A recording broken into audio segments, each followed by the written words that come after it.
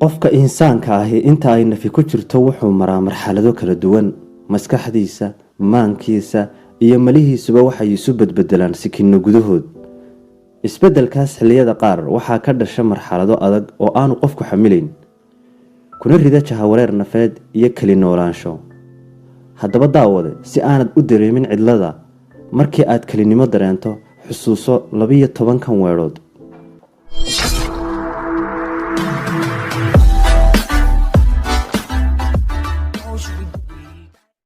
khasab maaha inaad mar kasta aad awood lahaato. mararka qaar waxaad u baahan tahay inaad keli noqoto, ilintaadana u ogolaato inay dibadda u soo baxdo si aanay qalbigaaga u dhaawicin.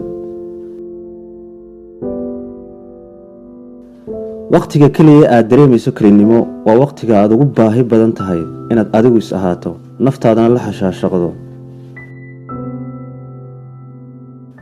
keli ahaanshaha dadku waxay u maleeyaan inaad keliyoobayso, laakiin taasi maaha xaqiiq. inay la jirkaaga noqdaan dad aan noloshaada ku habboonayn ayaa ah kelinimada ugu xun adduunka. way fududahay inaad isdhex taagto dad badan oo is-cidhiidhiyaya ama isbuuranaya, balse taasi mararka qaar waxay kaa qaadaa dhiiranaanta aad keligaas ku taagi lahayd.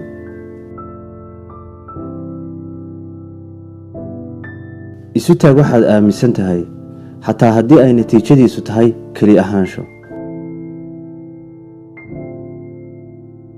waxaad timi caalamka adigoo keligaaya, waxaadna ka tegaysaa adoo keligaaya. sidaa darteed waxaa kuu fiican inaad imikaba keli ahaato.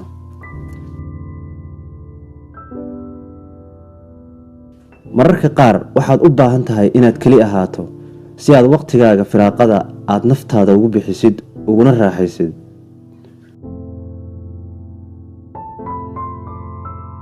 inaad keli ahaataa waxay ka fiican tahay inaad dhex joogto koox dad ah oo aan qiimahaaga garanayn.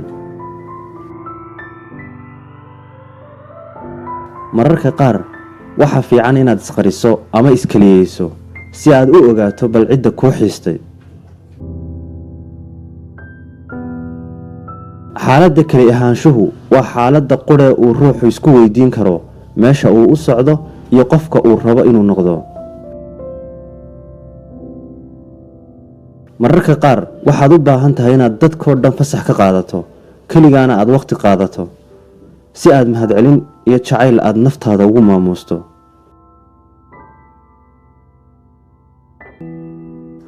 haddii aad naftaada saaxiib ka dhigato, weligaa cidloon maysid.